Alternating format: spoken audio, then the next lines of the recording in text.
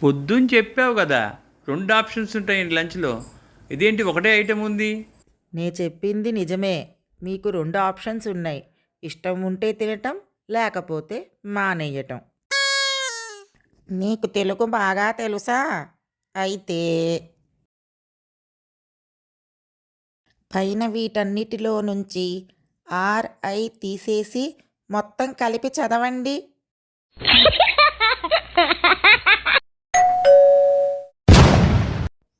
ఎవరైనా మీ ముఖం మీద తలుపు వేసేస్తే బాధపడకండి.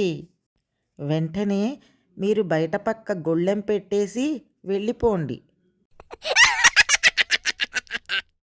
సుధా, ఏనుగు పెద్దదా, చీమ పెద్దదా అని అడిగింది టీచర్. నేను చెప్పలేను టీచర్, ఎందుకంటే ఏనుగు, చీమ డేట్ ఆఫ్ బర్త్ నాకు తెలియదు టీచర్ అంది సుధా. ఏంట్రా ఇవాళ మీ అమ్మ ఇంత నిశ్శబ్దంగా ఉంది? అమ్మ లిప్స్టిక్ అడిగితే నేను ఫెవిస్టిక్ ఇచ్చా. బయాలజీ సార్ సెల్ అంటే కణం అంటాడు. ఫిజిక్స్ సార్ సెల్ అంటే బ్యాటరీ అంటాడు. ఎకనామిక్స్ సార్ సెల్ అంటే అమ్మకం అంటాడు. హిస్టరీ సార్ సెల్ అంటే జైలు అంటాడు. ఇంగ్లీష్ సార్ సెల్ అంటే ఫోన్ అంటాడు. చదువు చెప్పే సార్లకే క్లారిటీ లేదు, అందుకే స్కూల్కి వెళ్ళటం మానేసా.